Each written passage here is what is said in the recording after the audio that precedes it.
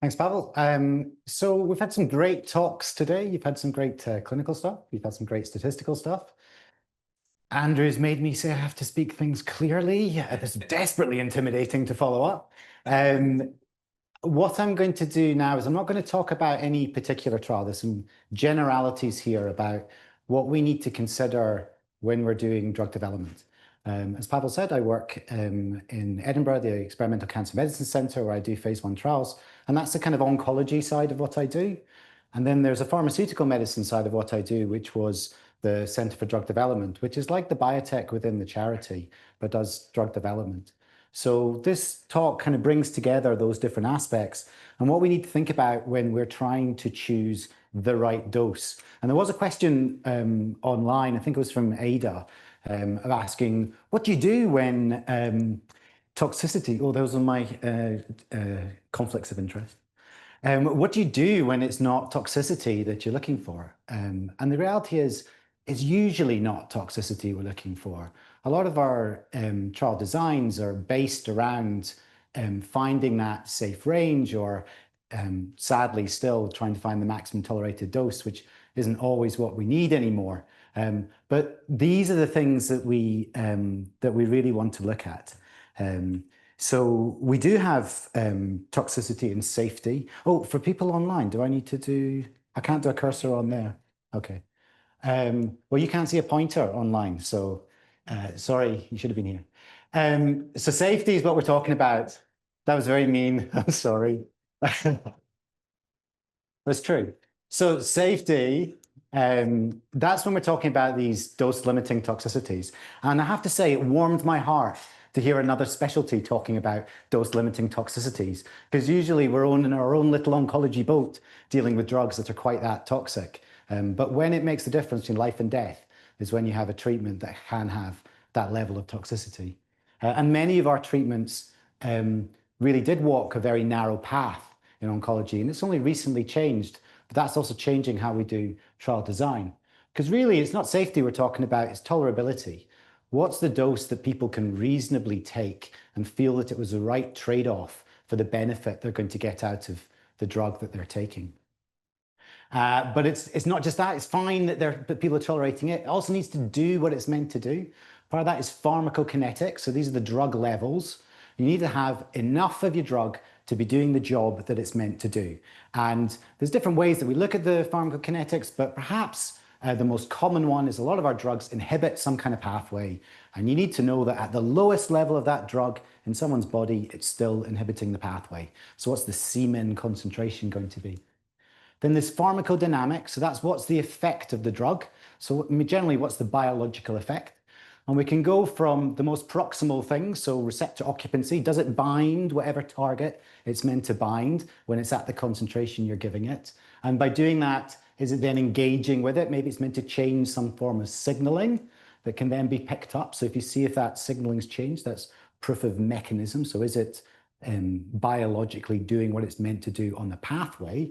And then we can go into our proof of concept or a biological proof of concept in distal pharmacodynamics, which is, does that have the downstream biological effect you wanted? So I inhibit this pathway that causes cancer cells to divide, that switches off phosphorylation downstream from it. And by switching it off, the cells are no longer dividing and some other cell, maybe the immune cells, are coming in and invading the tumor. But the ultimate proof of concept and the ultimate pharmacodynamic readout is, are cancer cells being killed? So is there clinical benefit from the patients, which we can measure by a variety of different ways? There's nuance to all of this. That may or may not sound simple and possibly could be a clearer worded diagram as well. But the nuance really comes in when we assess this. With which samples that are taken from where in the body and how. So there's a lot more complexity when you think about the study itself, but the key concepts are tolerable dose, which is the levels we expect it to be at, to have the biological effect that you'd expect, and that leading to clinical effect for this to be worthwhile. And the reality is that there's going to be a balance involved here.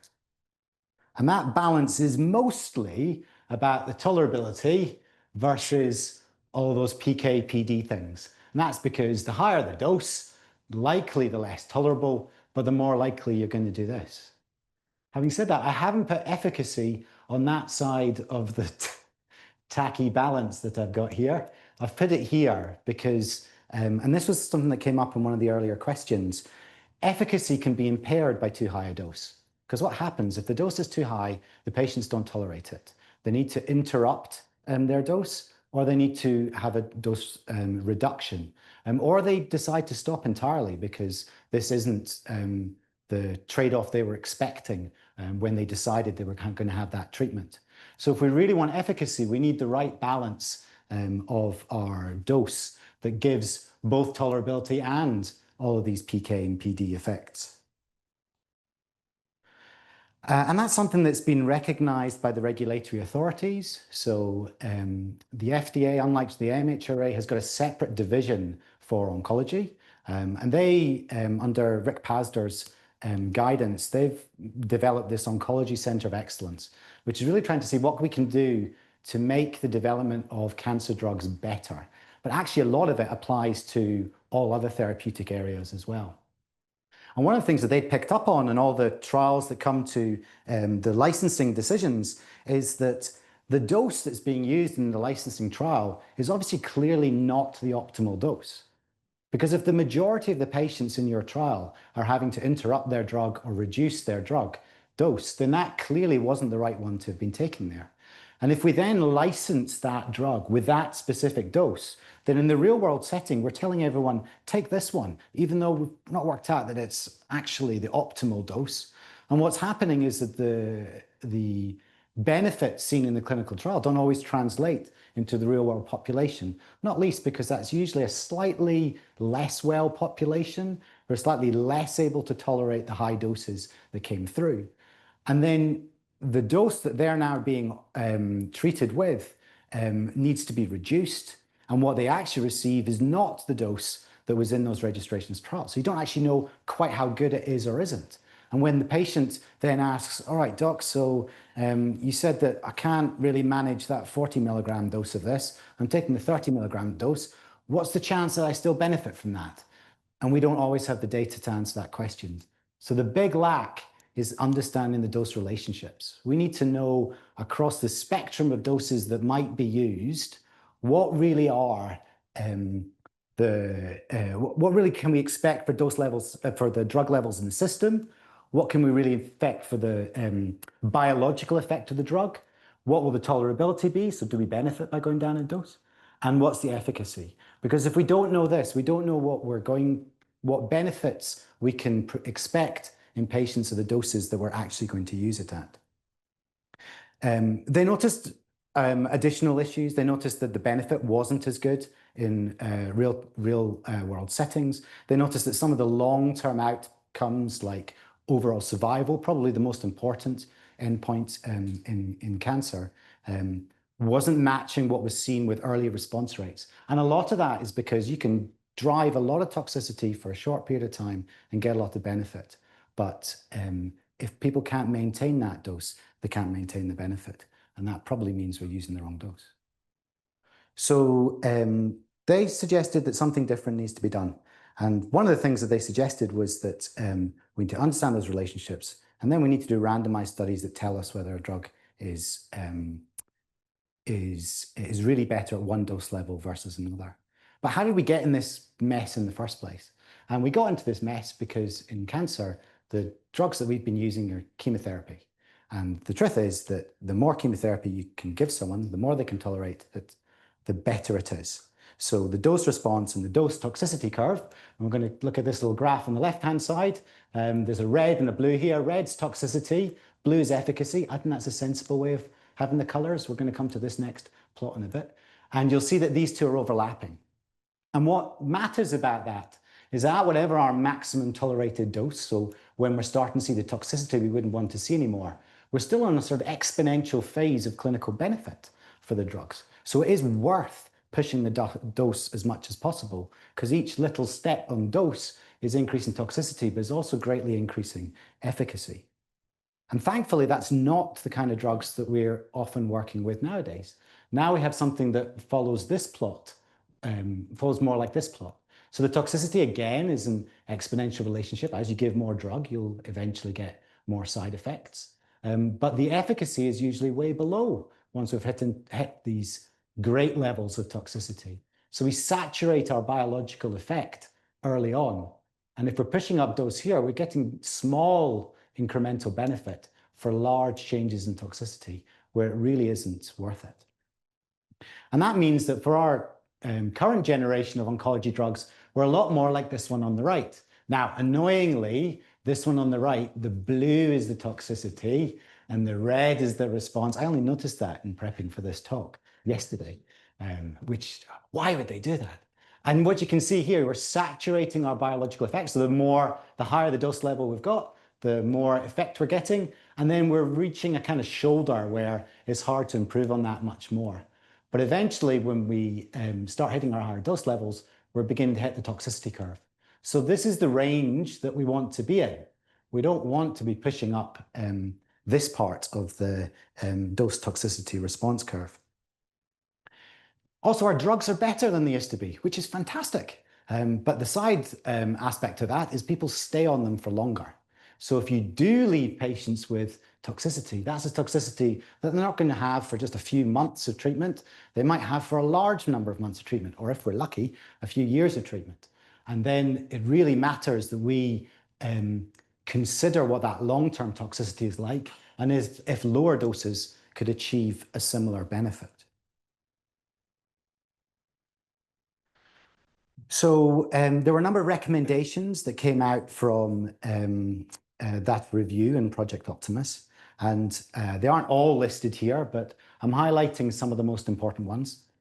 The first is to know what you're doing before you start doing it, which sounds obvious, but sometimes there's a rush to get into the clinic. And we see encouraging data within maybe an animal model, and we think, oh, I have to get this to patients as quickly as possible because this could be transformational.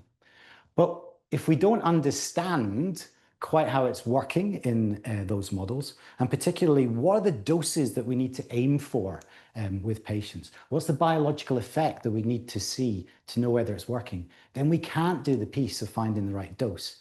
And so we have to do this first. Once we've worked out what our targets are going to be, and we're going into the clinical trial, we need to have enough patients at a number of different dose levels so that we can actually understand the dose proportionality of effects. And that's in terms of the pharmacokinetics, so the drug levels, and the pharmacodynamics, so the biological effect. But even then, it's going to be small numbers. So you saw from Christina's talk that we might have 6 patients on a given dose level, sometimes less, sometimes more. And the reality is that's not enough to give you a perfectly smooth dose response curve of any sort. But if you can model it, if you can work out for these individual patients, knowing their different characteristics, I can work out what the general model is for the pharmacokinetics or the pharmacodynamics, then you can simulate it and you bring together all the data from all the patients to really understand what those relationship curves look like. Their other recommendation, this is the one that has picked up the most publicity because it has the biggest impact for drug development, is the randomization piece. So the truth is you can't really tell the difference between 2 dose levels unless you compare them in an agnostic randomized way. And so here across the dose range, and they recommend at least 2 dose levels far enough apart that they're meaningfully different in what the dose represents.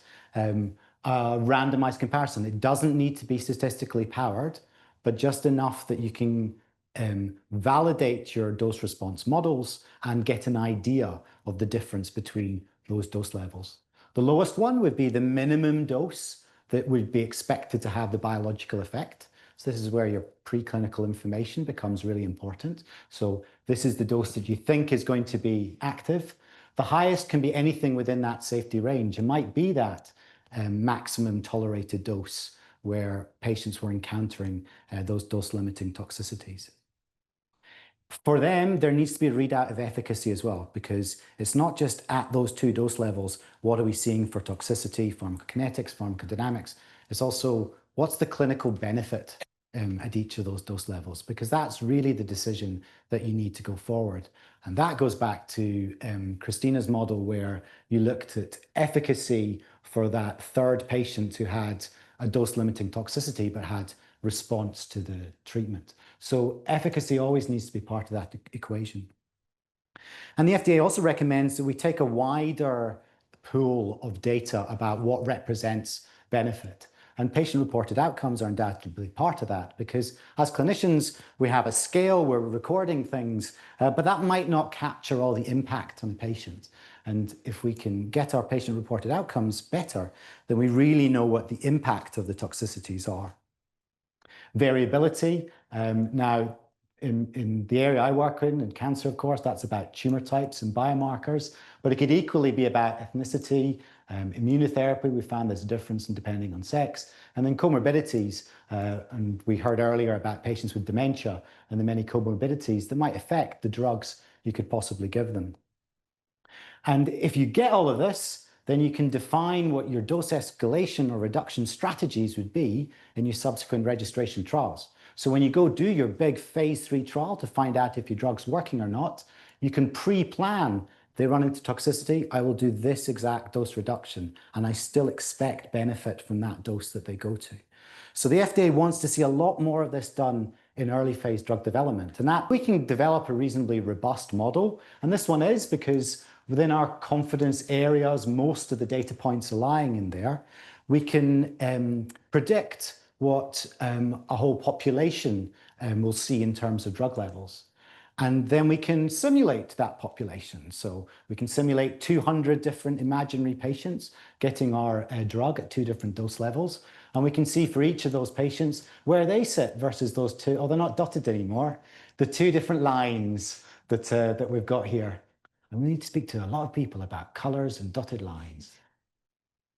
Here, because most of this blue, which represents different people's drug levels, most of that blue sits between those 2 red lines. That's what we want. For this one, it's great. It's all above that level, but it's getting above that level, and we didn't really want that. So this is an example of pharmacokinetics. A little bit about dose finding, although thankfully I don't need to do so much of this because it's been covered already. Our historical method for dose finding in oncology has always been that 3+3 trial design, which does have the advantage of being simple. And there are still some circumstances where you might want to use it. In fact, this, which is actually a very good publication, as recently as 2014, is making the case for the circumstances where 3+3 is useful. But as we've heard earlier, is less accurate, is unidimensional. It's only telling us about safety in terms of dose-limiting toxicities, not, for instance, about efficacy, as we saw before. And then this is the big one for me. It's unable to handle different patient numbers. It knows what to do with 3, it knows what to do with 6, it can't handle 2, 4, or 5. So if you have one patient of your 3 who's going through the dosing interval and they run into difficulties and have to come out of the study, then you don't know yet whether this is a good dose level or not. And another patient would then need to be consented. They'd need to go on, be screened, start in the study, be dosed for a long enough interval for you to find out whether with 3 people you can make your decision or not. And then 2 days before you can answer that question, if they came out of the study, you need to find someone else. And so you can have huge delays, and that's inefficient use of it's inefficient for the trial, it's also inefficient use of the patient's time. This is somebody who's volunteered to go on to a study in these early phase 1 trials where we're doing dose finding.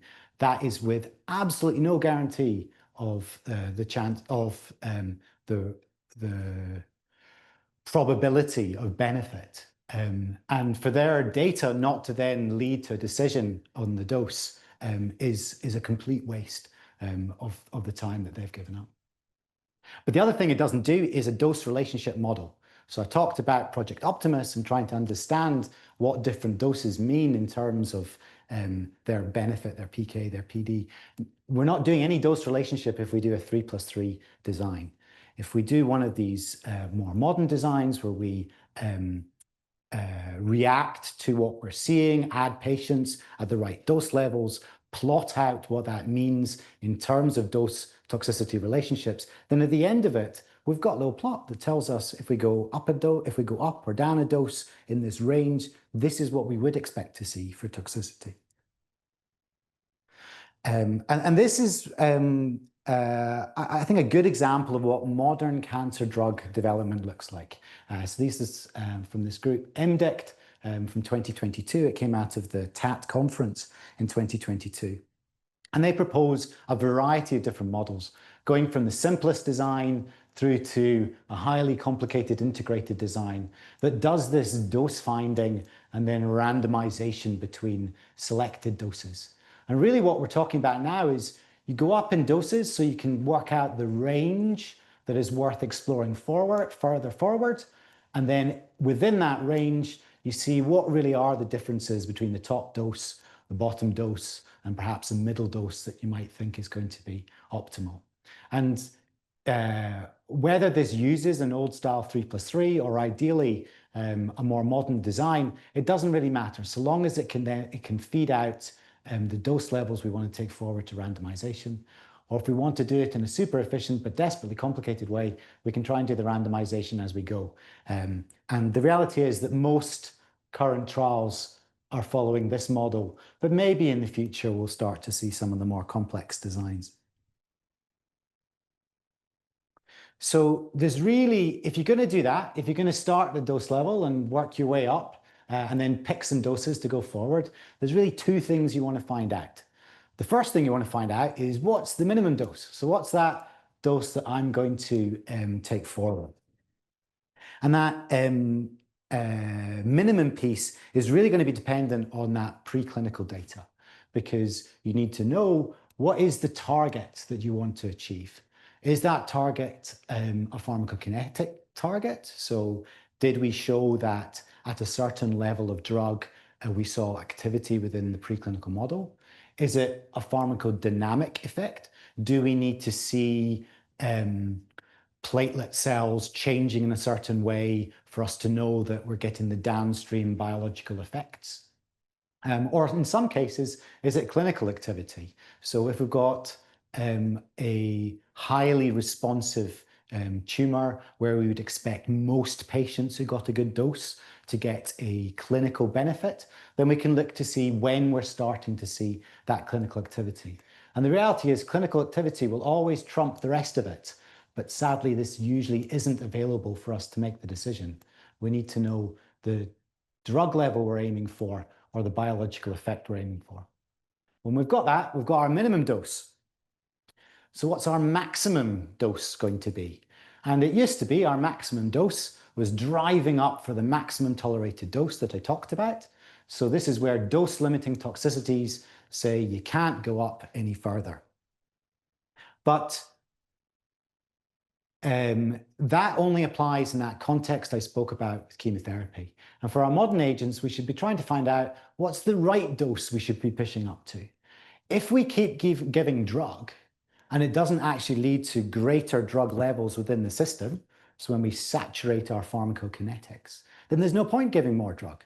This happens quite a lot with oral drugs. You swallow the tablets. There's only so many tablets that your stomach can deal with at one time, with the transport of the drug across that mucosa into your system.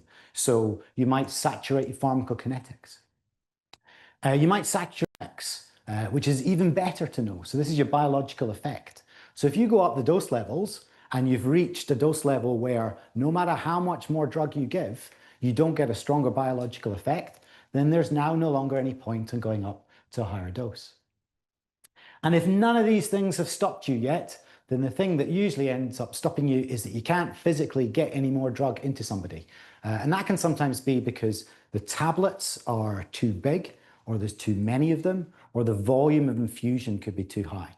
But we never want to be in that situation. We want to know that we got a drug that was hitting the targets, the goals we'd set it up front, and we were going to take that forward as the maximum reasonable dose to take forward. I'm going to do a little side note about biomarkers. So I've talked a lot about pharmacodynamics, a biological effect. This is all about biomarkers. So this is the biological readout and how that changes on treatment. And because we're doing so much more with pharmacodynamics, biomarkers are becoming increasingly important. So there's some practicalities we need to think about in it. One is interpatient variability. If you do a blood sample from one person and a blood sample from another person, and then you give them a drug in between and you take a blood sample again, there are differences between those two people that can explain more of the difference than perhaps the drug could. So if we can do intra-patient comparisons, and so that means we do serial blood tests on a patient, then we have much more power to see the effects on pharmacodynamics. The other practical considerations are that there are only so many samples that you can fairly ask someone to give you. If you're taking a blood test, it is reasonable to do a pharmacodynamic, a biomarker blood test. At the same time, you would have been doing a safety blood test anyway. Somebody's getting a blood draw that they need from a safety point of view, we're also going to get this information. But if you ask for one every hour for a day, you're now beginning to push what's going to be acceptable for somebody to reasonably comply with. Even more so in cancer, we don't know whether it matters if we can trust the data we see in the blood. The blood is a readout of something that's easily accessible, but tumors are very complex things. The blood doesn't get into them very well. There's a different environment there of other cells interacting with stuff. So sometimes the only way we can get an answer about what's happening in a tumor is to take a biopsy. And you certainly can't ask somebody to give too many biopsies. So we need to decide what biopsies we're taking, and we need to be very careful about the timing that we take them. Take it at the time when we're going to see that maximal effect. Tie into our pharmacokinetics, knowing when our drug levels will have achieved the level we want to see our biological effect. Make sure we have a pharmacokinetic sample at the same time as we do our pharmacodynamic sample, so we can see how it correlates a certain exposure to drug to a certain biological effect. And then the last practical piece I'm going to throw in here, and then I'll spare you from any more talk of biomarkers, I think, is sample redundancy.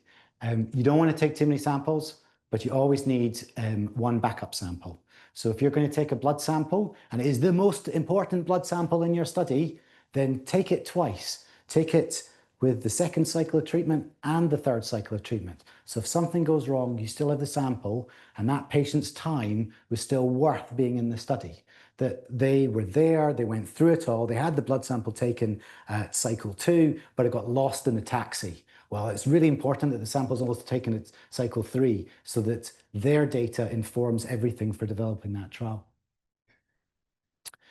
So I kind of ended up in my journey of doing early phase trial design with thinking, what would a generic design look like? Based very much on the MDEC that you saw before. And that involves starting at whatever your dose level is going to be, predicted by what was safe in your preclinical models, going up dose levels, checking that they're still safe, but also looking at the pharmacokinetics, which is the drug levels, and the pharmacodynamics, which is the biological effect. And to do this in as broad a population as possible, so even in a single cancer type, there's lots of different cancers there. And that's because the biology is different behind them all.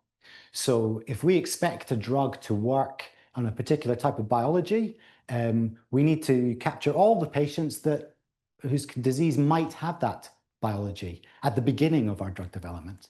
And as we continue with our drug development, we can hone down to the groups that are benefiting the best. And that way we can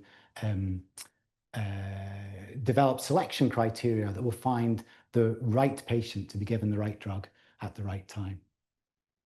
We want to do this bit of it fast. This is our dose ranging part of our study. So this, we need to find out pretty quickly what's going to be that top level to take forward and what's going to build up these dose relationships. And I've spoken already about what's going to stop us from going up. Because if tox and PK don't stop escalation, then pharmacodynamics should. We should be seeing that maximum biological effect to know that we've saturated the effect that we can see from drug levels. I think I'm going to skip the rest of the time and go to this. We go up a dose really quickly, but we want to learn more on all of our dose levels. And this goes back to that FDA recommendation about having enough data at different dose levels. And so what you do is backfills, and most studies will now have this. Once you found that a dose level is clear, then you've got an opportunity to explore the higher dose level, but also to bring in some more patients at this lower dose level. And often you'll go into a more selected population where you most expect to see clinical benefit and the biological effect that'll help you select that dose. So usually around the time when we reach that minimum dose level I talked about, which is where we're starting to see biological effects, that would be the trigger to start doing this backfilling and generating more data in this dose range that we're likely to be trying to choose our dose in between. We can do that in terms of the single drug. We can also do that to switch into doing combinations. So particularly in oncology, we're finding that many of the drugs we're developing maybe need a partner to have their full effect, or the situation they're going into where we expect them to work is one where there's already another treatment, and we're going to add into that other treatment. And now it's quite common within our trials to integrate in the combination dose finding to the monotherapy dose finding. I have cheated and I have put the easiest possible example in this slide, and that's one where the combination agent is going to be used at one fixed dose. It's a standard care agent. We already know how to give it, and we're not going to mess with that. So it's going in there. We just want to know if it interacts with this other agent to know whether the safety we see and tolerability we see in monotherapy is also reflected in combination. And at the same time, we want to check that the pharmacokinetics, the pharmacodynamics, and hopefully the biological activity has only been affected to the benefit.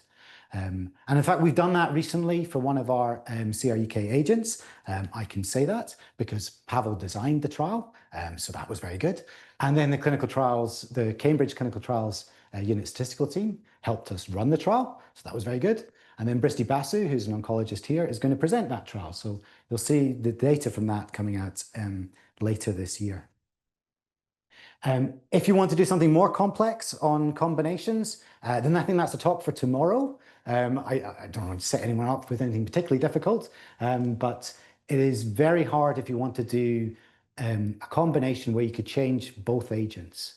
To explore that full pairwise space from the low dose to the high dose, with maybe one being high and the other one low, the other one high and the other one low, requires some very clever trial design.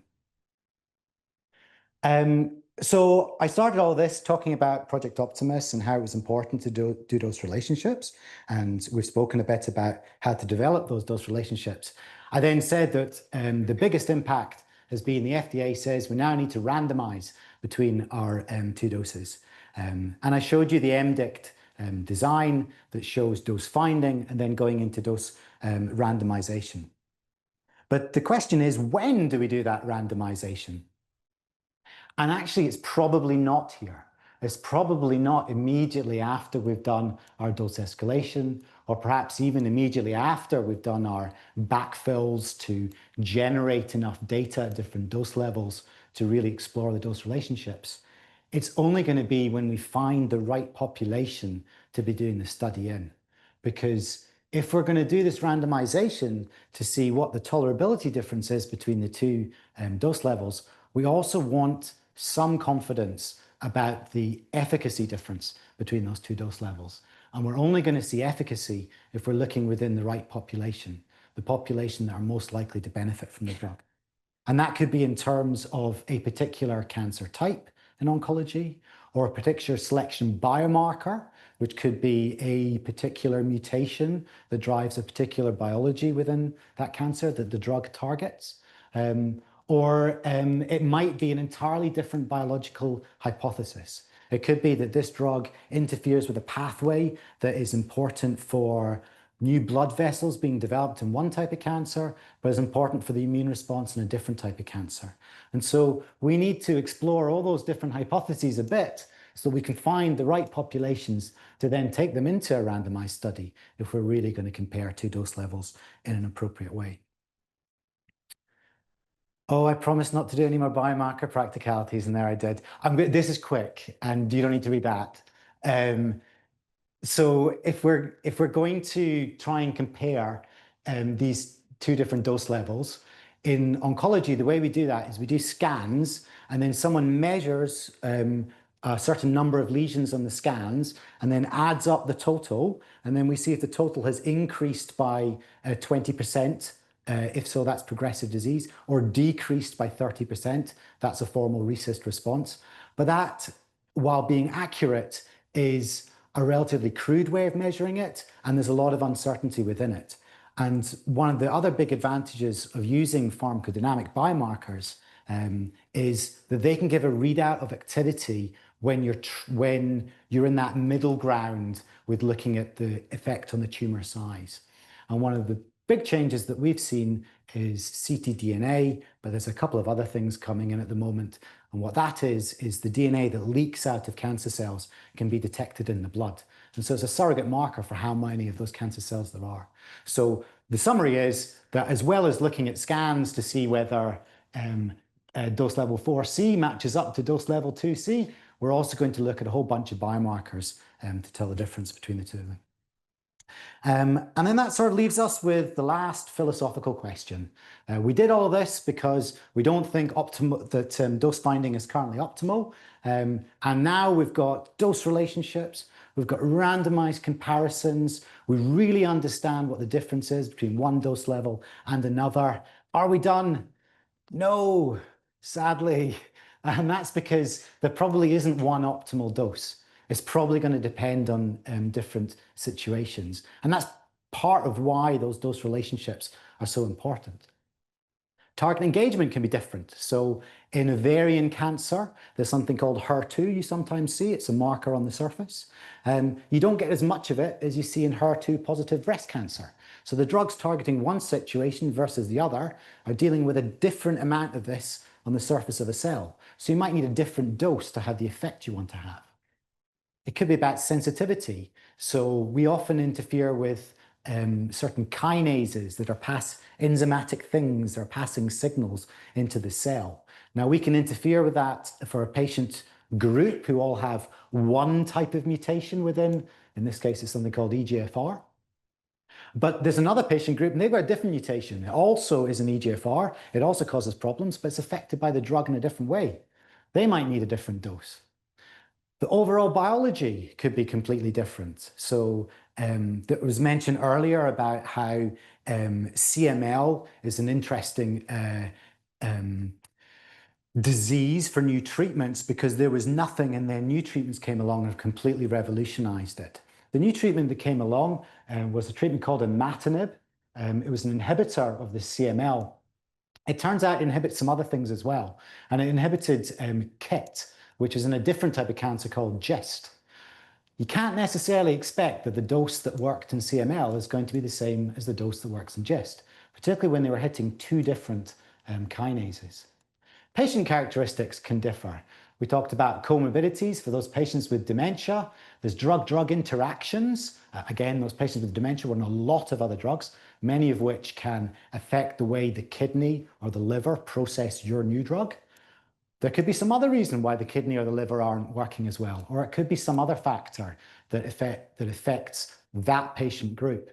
And for this reason, we'll often see that when drugs are licensed, Japan will not accept data that was performed in a population that didn't have enough Japanese patients within it. And that's because of a difference in the hepatic enzymes that are processing drugs. And before that process came in, there were some agents that had significant toxicities within the Japanese population that hadn't been anticipated within a non-Japanese population.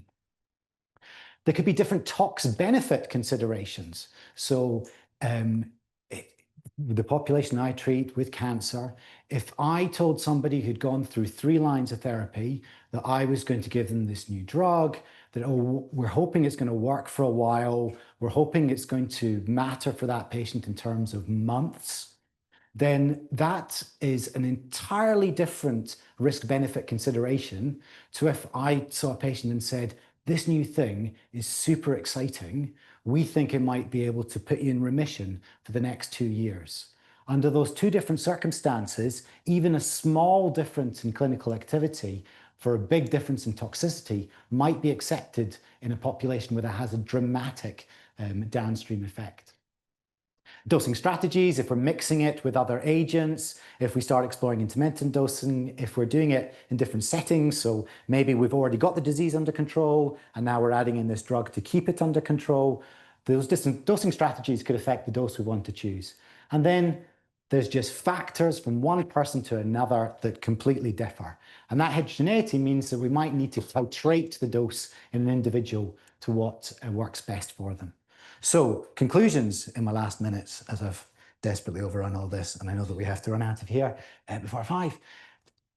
What makes a dose range optimal? Those 5 things I spoke about at the beginning. So we need to know tolerable, we need to know the drug levels, we need to know the biological effect, we need to know the activity, and we need to be able to tailor it to individuals in real-world settings. And how can our trial designs enable this? We need to know the targets we're aiming for before we go into there. We need to be efficient about how we do dose escalation, but it needs to yield a model of the dose relationship so we can understand the different doses. We need all the usual endpoints, and we need to make data-driven decisions at the end of this all. We need to put it into a statistical design that tells us what really is the difference between one dose and another. Randomized comparisons will help. And that's not just for defining dose ranges, it's also for being able to adjust doses in individuals for them to know what the risk benefit is at different dose levels. Thank you very much. There's some references.